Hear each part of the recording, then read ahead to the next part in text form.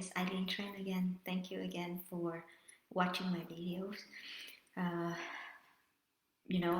friend of mine, most of them are in California, and California is a traditional blue state. It's always voting Democrat. So um, when I tell my friend that I support Trump, they all bombard me with informations.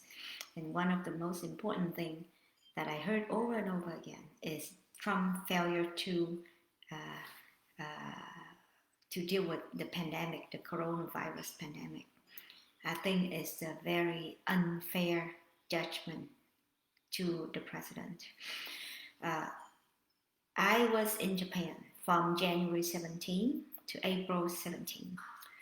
I remember when I was in Japan, as soon as I arrived in Japan, I received information that the pandemic broke out in Wuhan. And I text my friend in Vietnam, and I said, "Hey, be careful because Vietnam is next to China, and the pandemic will go to Vietnam soon." Then I text my friend who are the doctor in the U.S., and he even texted me said, "Hey, come on, Eileen, don't worry. This thing cannot be more dangerous than the swine, the winter flu that we deal with every year." And then I watched the pandemic. Then I start seeing people saying, "Oh, it's really a pandemic now." And next thing I know is Trump announced to close all traveling, ban all traveling from China.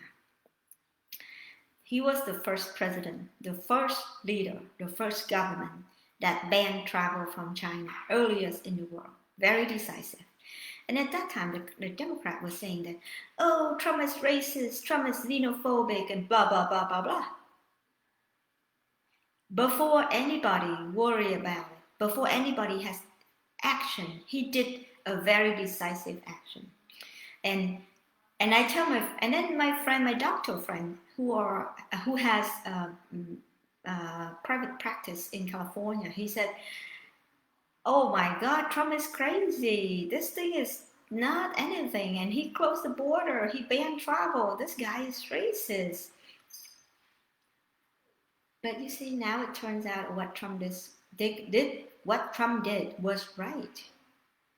And then I remember a week later, my friend in the U.S. texted me that, "Oh, the number of winter flu in the U.S. is 16,000.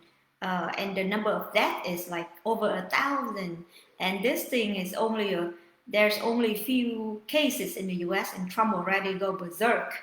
This guy is agitator." You see now, with all the happening now, you see that Trump act really early, really fast, and really decisive.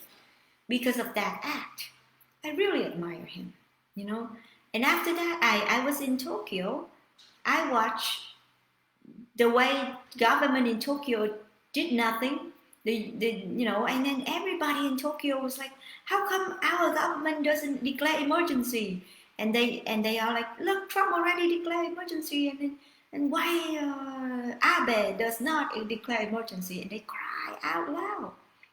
And yet in the U.S., everybody said, "Oh, Trump is xenophobic," and you see.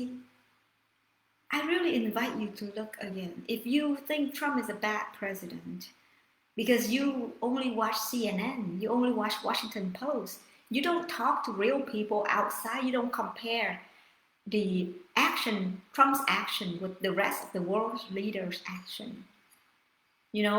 Go to Japan and talk to people and go and see what people think about Trump's action toward the pandemic. They all wish that Abe would do this. Well, at least the people that I talk to every day during my time in Tokyo, they all wish that Abe would do what Trump did, so that they don't have suffer as much with the pandemic. Also, you need to know the number of cases declared in Japan does not mean the real number of cases in Japan. Because in Japan, they don't test everybody like we test here. They only test those who has symptom, severe symptom, and they will test.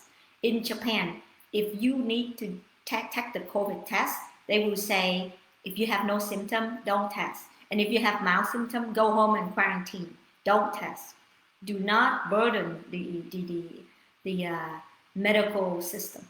So you see the number in Japan is really high, but it's so much lower than the US. Why? Because that is the number of people who have severe symptom and they test and it's positive. Those who have no symptom or mild symptom, they don't test. That's why the number never show. So the number in US is really high because it's truly high, and also because we test so many people.